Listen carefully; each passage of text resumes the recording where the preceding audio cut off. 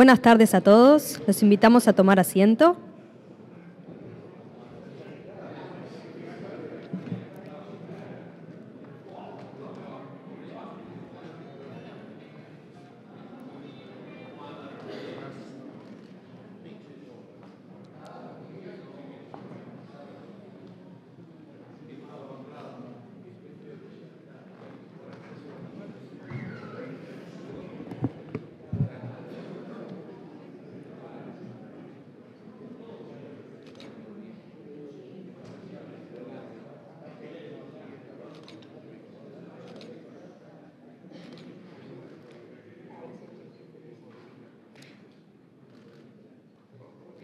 Les damos la bienvenida al Salón de Eventos Especiales del Palacio Legislativo.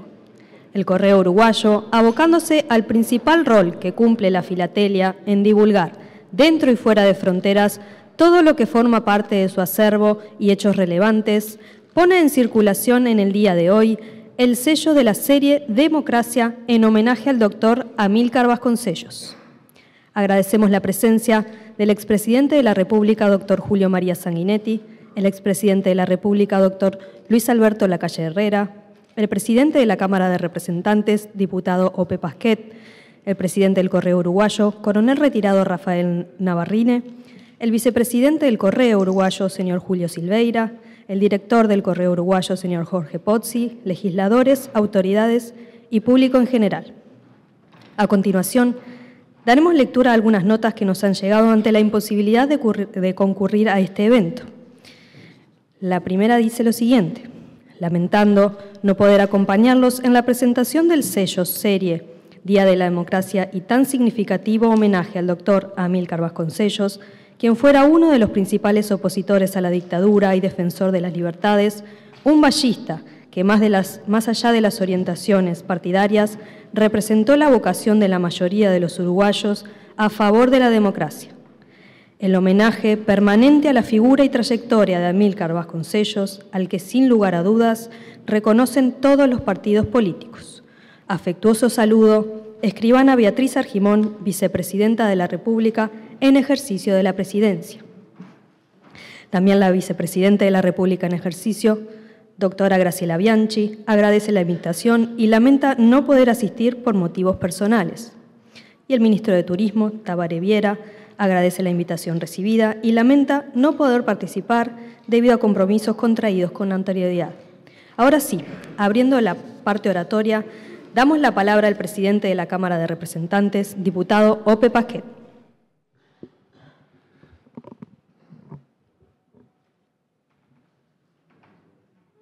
Señores expresidentes de la República, doctor Julio María Sanguinetti, doctor Luis Alberto Lacalle Herrera, señores ministros, señores legisladores, señoras, señores. El Correo Uruguayo ha tenido el acierto de dedicar la emisión del sello que celebra el Día Internacional de la Democracia a la memoria del doctor Amílcar Vasconcellos, y nos parece más que justificado este homenaje. Y vamos a explicar por qué del modo acotado y sucinto que nos impone el rol de presidente de la Cámara de Diputados, en función del cual hablamos aquí esta tarde. El año que viene será año en que se cumplirán 50 años del golpe de Estado. Seguramente ese aniversario repercutirá ampliamente en el Palacio Legislativo, en ambas cámaras, en la Asamblea General. Habremos de referirnos todos, los integrantes de todos los partidos políticos, a esos sucesos que tanto impacto tuvieron en la vida del país, y seguramente en esas instancias del año próximo, cada cual desde la perspectiva propia de su partido político podrá señalar conductas y actitudes y contextualizarlas en el marco de lo que fueron conductas y actitudes de otros actores políticos. Pero hoy no se da esa instancia, estamos en un acto formal, institucional, presentando este sello del Correo Uruguayo, y habremos de circunscribirnos, como les decía al principio, a lo que nos cabe decir como presidente de la Cámara de Representantes. Y desde ese punto de vista, resaltan las virtudes del doctor Amílcar Vasconcellos, maestro, abogado, periodista, pero sobre todo hombre público, político, que fue diputado, ministro a cargo de varias carteras, consejero nacional de gobierno, senador electo en 2 ocasiones para el cargo, en 1976 y 1971.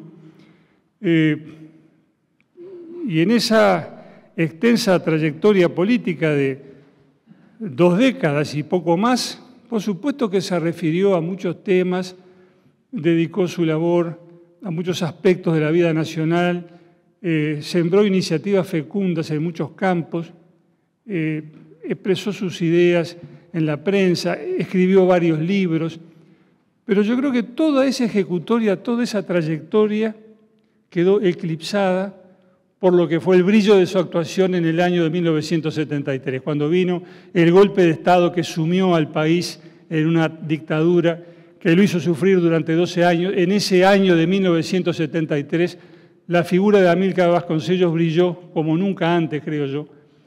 Y esa actuación en ese momento tan difícil, en esa encrucijada de la vida del país, hace que lo recordemos hoy desde esa perspectiva que es sin duda la principal. El golpe del 73 no fue ciertamente un rayo en un cielo de verano.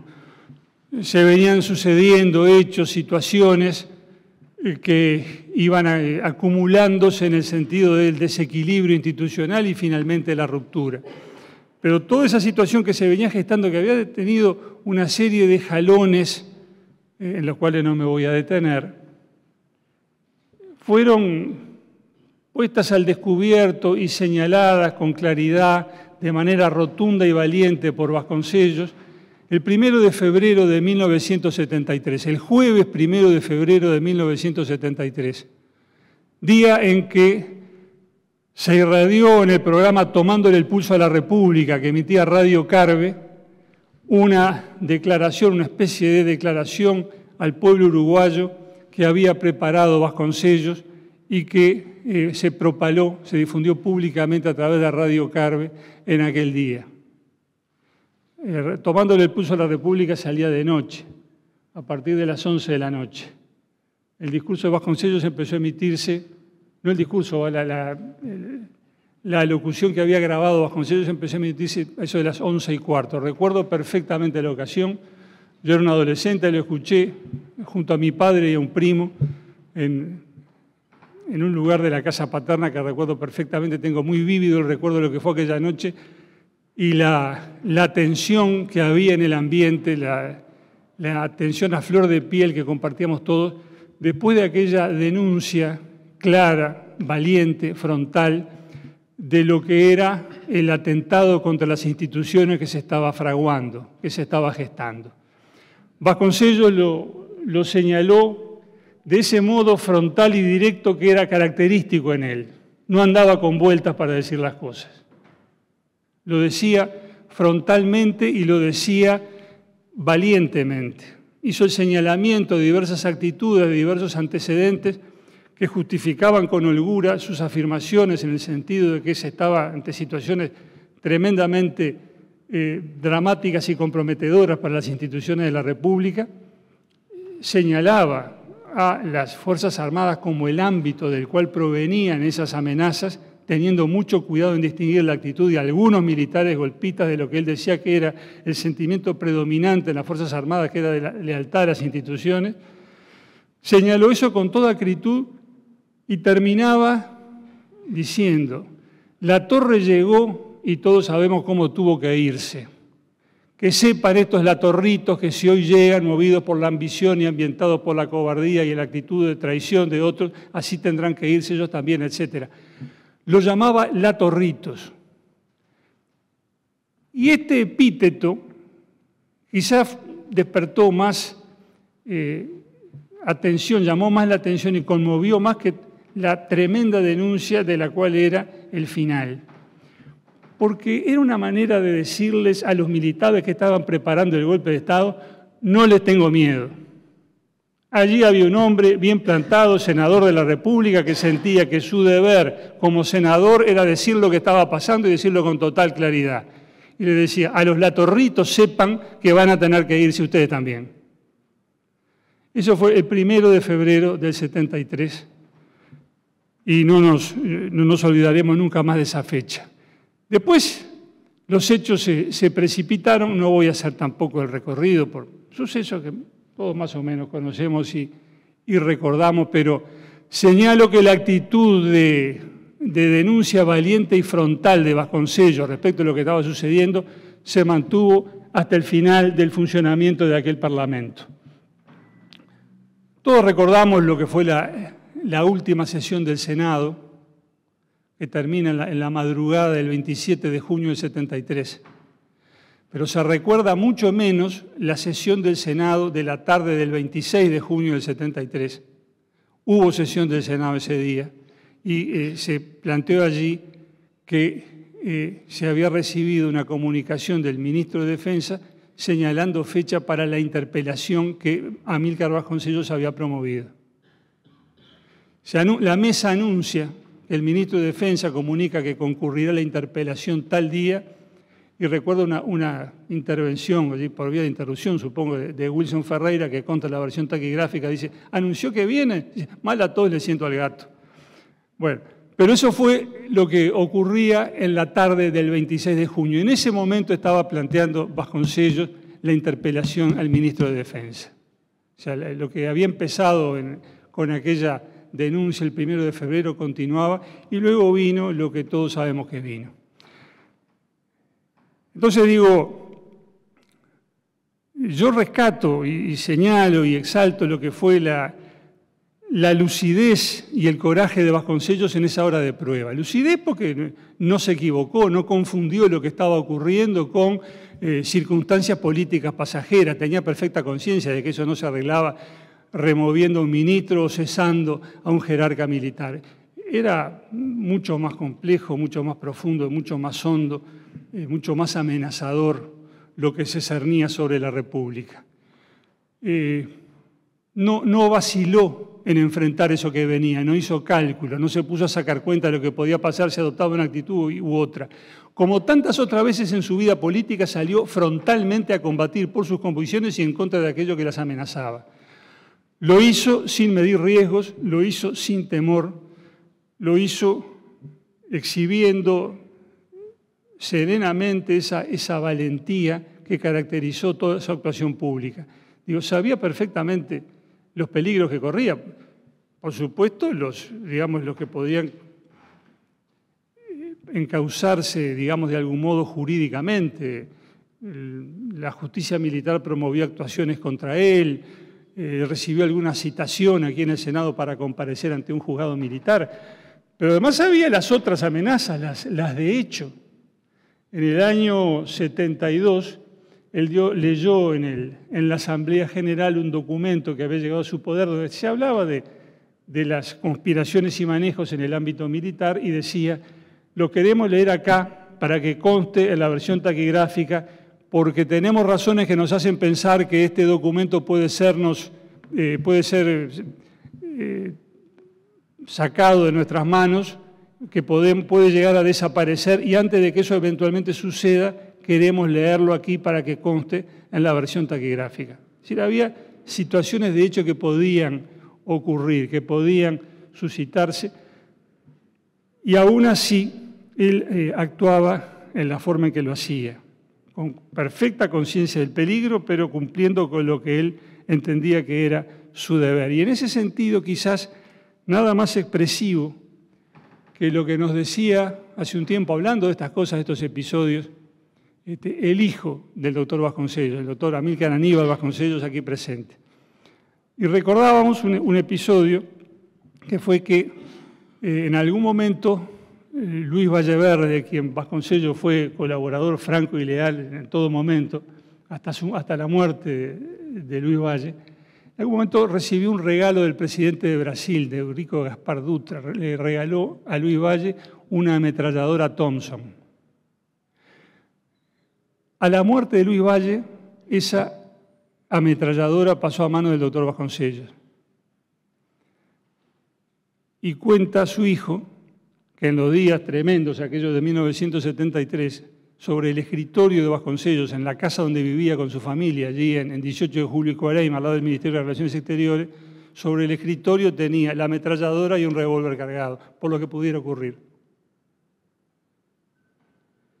Con esa disposición de ánimo actuaba el doctor Vasconcellos.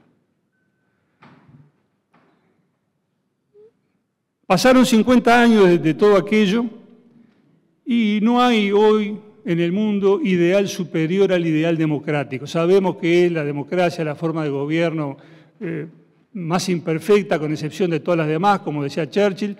Lo cierto es que no se ha propuesto ideal superior. Las instituciones democráticas de calidad y sólidas siguen siendo la tarjeta de presentación del Uruguay en el mundo. Eso sigue siendo así. Y sigue siendo cierto que la democracia, la república, se sostiene con la virtud de los ciudadanos. No hay sostén ni respaldo más fuerte que ese. Y si falta eso, lo demás de poco vale. En la hora de la prueba, Vasconcellos demostró la virtud necesaria para el sostén de las instituciones de la República. Fue una conciencia en defensa de las instituciones, un carácter contra la tiranía. Y yo creo que todo eso justifica con holgura esta decisión del Correo de dedicar el sello por el Día Internacional de la Democracia, nada menos, a la memoria del doctor Vasconcellos, y hace que nosotros lo felicitemos. Muchas gracias.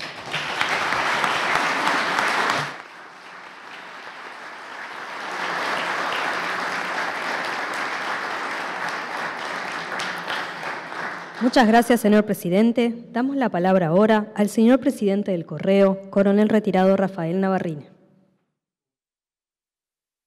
Señor expresidente de la República, señor presidente de la Cámara, señores ministros, señores legisladores, familiares del doctor Vasconcellos,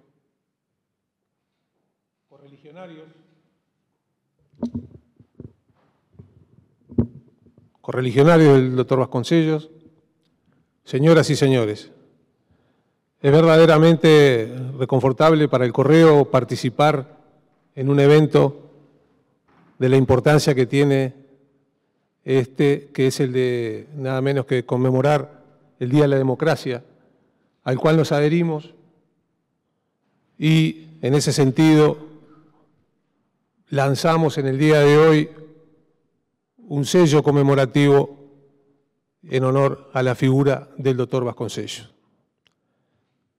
Figura del doctor Vasconcellos que, señor presidente de la Cámara, se ha referido con lujo de detalles, y seguramente también lo hará el doctor Sanguinetti. Por lo tanto, yo me limitaré muy brevemente a hablar de aspectos vinculados con la filatelia. El 1 de octubre se cumplen 166 años del lanzamiento de los primeros sellos en nuestro país. Los que estaban representados por el sol que estaba en el escudo de armas de la nación, que estuvo vigente desde 1824 a 1906. Pero, increíblemente, ese sello se llamaba la diligencia, y eso se daba a que se utilizaba para el franqueo de la correspondencia que se hacía en ese tipo de transporte. A partir de ese momento, el Correo Uruguayo emite sellos conmemorativos con distintos motivos, sociales, culturales, a nivel nacional, a nivel internacional, vinculados con el arte en todas sus expresiones, con la ciencia, con la naturaleza. Y verdaderamente la filatelia es un medio de comunicación social, es un medio de difusión, de cultura, de educación. Es, como lo definen por allí, un hobby que tiene mucho de arte y mucho de ciencia, y que es un puente que permite el tránsito entre el pasado y el futuro, manteniendo y colaborando con la cultura de los pueblos y el acervo cultural. Por lo tanto, desde el Correo Uruguayo entendemos que es un merecido reconocimiento en una fecha muy importante hacia una figura política destacada de nuestro país. Por lo tanto, una vez más, la satisfacción de ser presente, ser partícipe de este homenaje. Muchas gracias.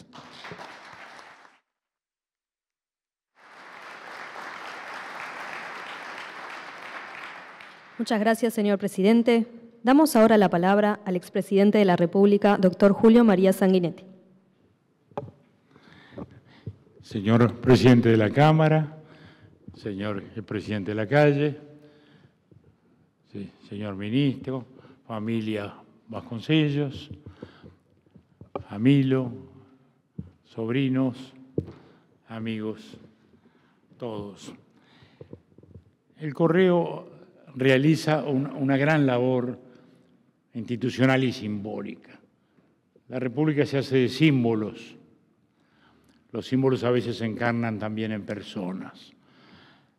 Y la estampilla, hoy ya con otro sentido, que no es el tradicional en los cambios de las comunicaciones, sigue siendo uno de esos emblemas distintivos que la República sí usan como expresión y prolongación de su bandera, de su escudo, de esos elementos identitarios. Y estos actos de homenaje, que una vez por año se han asociado al Día de la Democracia, porque ese es el sentido del acto de hoy, una vez por año se ha hecho un acto del Día de la Democracia, y ese es el sentido del día de hoy, que pasó hace algunos días, pero que está identificado con esa circunstancia. Y nada más justo que hacerlo con este gran ciudadano, con este gran político, con este recio ciudadano. Conocí a Amílcar, adolescente yo, él ya figura importante del partido desde su primera juventud. Se le conocía como gallista fuerte y ortodoxo, venido de Artigas, con ese impulso del coloradismo artiguense de la época, típico, además representante, arquetípico, diría yo, de ese Uruguay que generaba en sus clases medias de Montevideo y del interior estas figuras que desde el interior normalmente emergían desde el magisterio, porque era el lugar natural de la jerarquía del sistema educativo. No había ni siquiera centro de formación docente de secundaria, y de ella ni de universidad. Y Amílcar es maestro, como su hermana Leticia, con la cual muchos trabajaron también en el tema de la educación. Los primeros trabajos de Amílcar, sus primeros artículos, están referidos justamente. Tiene hasta un libro sobre legislación educativa, legislación magisterial, y a él y a ese empeño dedicó mucho tiempo. Siempre se sintió maestro, orgullosamente maestro. Y fue luego abogado. Y fue a la vez político. Y como político fue un hombre con características francamente definidas, con esos perfiles que recién señalaba el doctor Pasqué. Es decir, frontalidad, sinceridad, hidalguía en el combate, sin pausa. Era un hombre de lucha. Cuando en el 58 el Partido Colorado pierde la elección, sus artículos y su libro es La lucha recién comienza, el año 59. Allá estaba Amílcar con su espíritu combativo.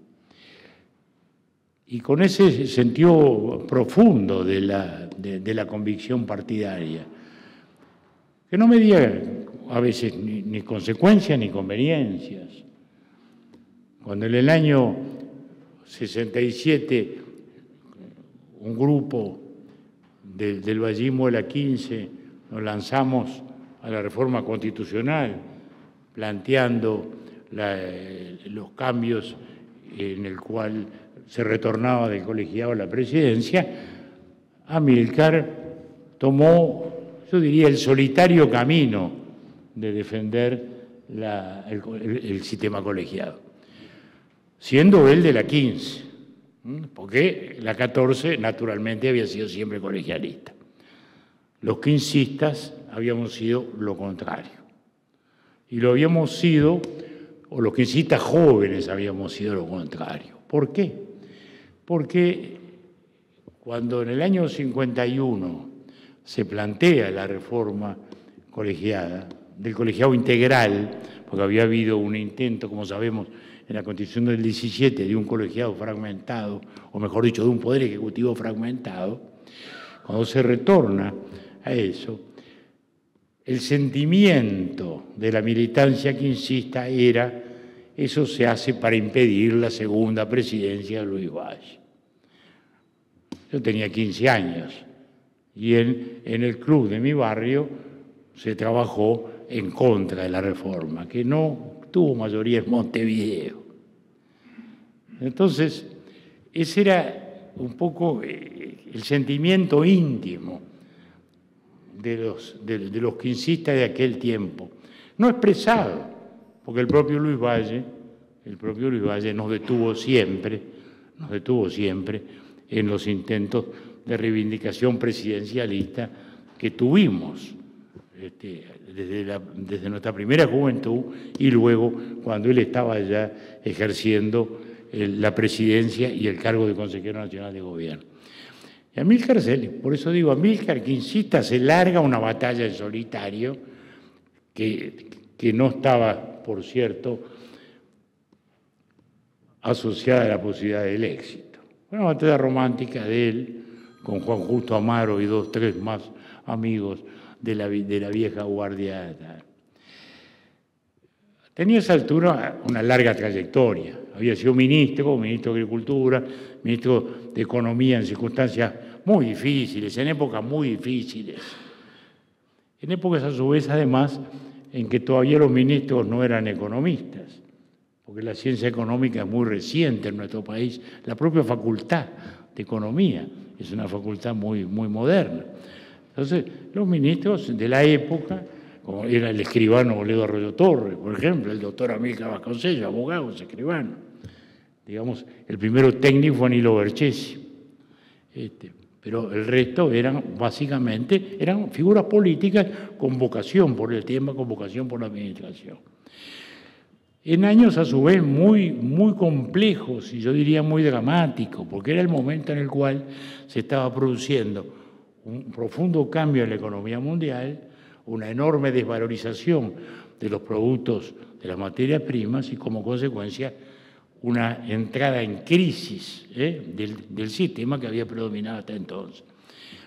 Y Amílcar dio todas esas batallas con convicción, con firmeza, con una reconocida honestidad personal y cívica.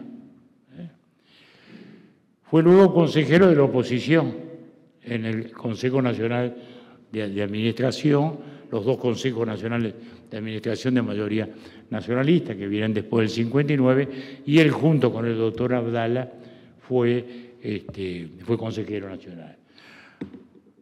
En aquel ámbito fue un opositor severo, él era un opositor severo.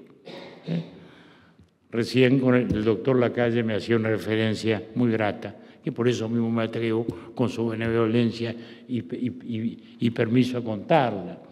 Él contaba que, joven diputado, tuvo una intervención inaugural como diputado, en fin, con todos los temores que se tiene cuando se empieza en esos ejercicios políticos. Y que luego de su intervención le dice, Mario Heber, que estaba al lado, le dice: te va a contestar Vasconcellos. Y Luis Alberto dijo: trágame tierra, porque su fama era la del acero cortante. Sin embargo, hace una expresión amable, cortés, constructiva, incluso para lo que significaba históricamente el doctor Lacalle como continuidad de una familia histórica del pensamiento contrario al de nuestro partido. Razón por la cual creo que bueno es decirlo, porque habla también de ese combatiente duro pero caballeresco, de ese hombre convencido, honradamente convencido, que dio todas sus batallas así. A veces, como digo, en minoría, sabiendo que era minoría, pero con esa convicción que tuvo. Yo lo conocí también en el ámbito periodístico. Él fue en un cierto momento director de Acción. Tenía un estilo característico, frases cortas, tajantes. No era jamás una frase larga, eran frases terminantes, como esa, la lucha recién comienza, ¿no? Eran frases de ese tipo, muy características. Lo recuerdo, escribía en unas hojitas a máquina así. Y fue muy activo. Eso fue en el tiempo en que Luis Valle no estaba en la dirección del diario, ¿no? Porque estaba en el Consejo Nacional. Y él se hizo cargo de la dirección. Pues eran las grandes figuras del vallismo de la época. Y fue un gran periodista, Y por eso sus libros tienen todavía hoy la significación de un valor testimonial. O sea, son documentos testimoniales de momentos de la vida del país.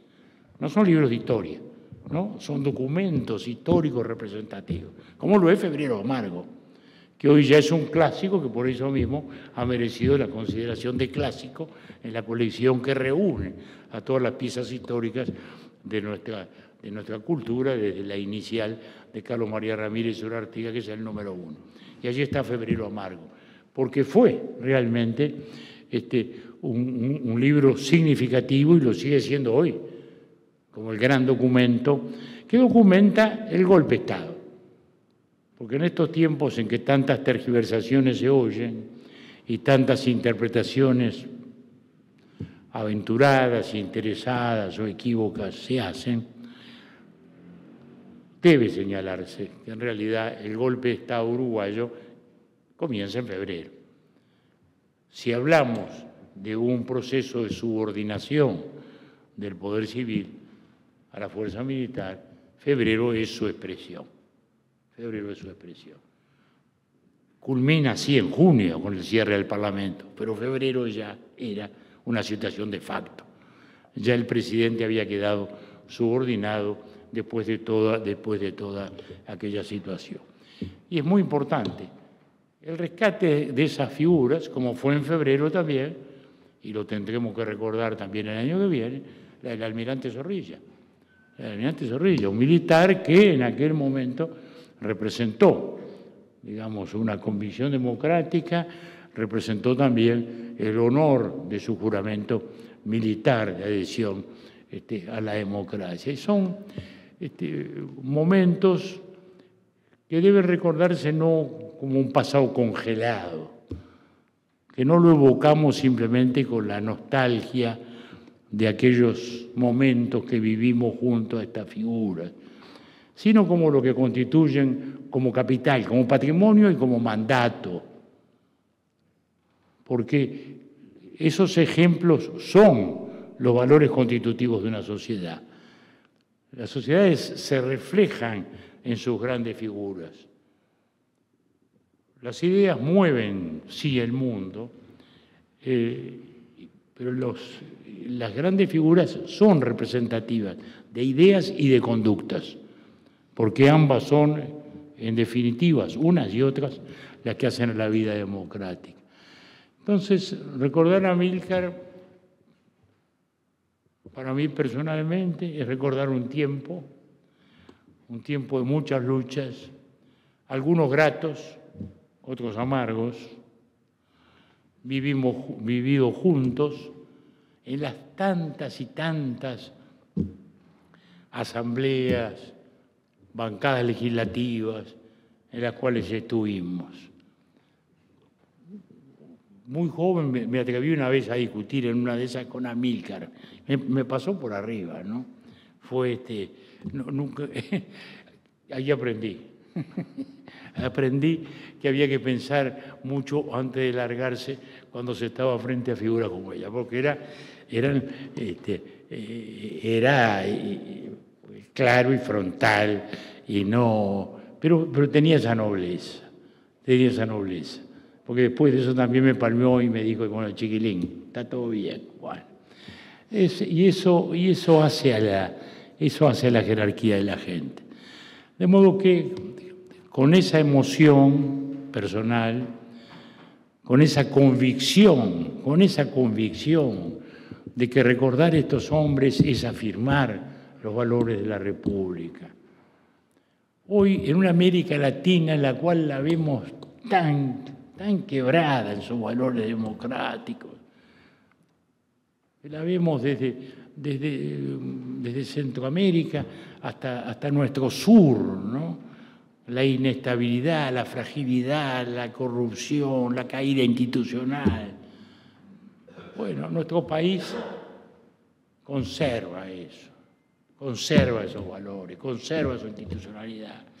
Y por eso, recordar a estos hombres es, para los que aquí estamos, y especialmente para los más jóvenes, compromiso. La expresión de que no estamos solo invocando la memoria, sino también asumiendo la responsabilidad de continuar esos valores esenciales y constitutivos de lo mejor de nuestra patria. Muchas gracias.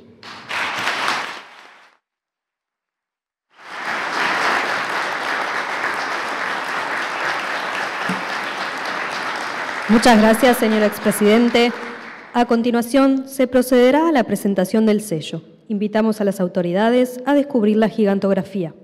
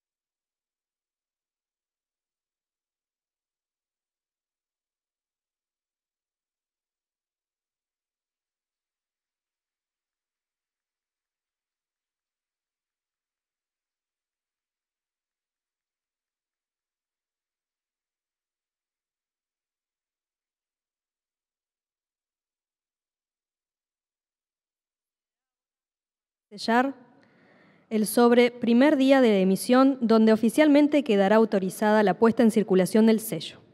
Invitamos al presidente del Correo, coronel Rafael Navarrine.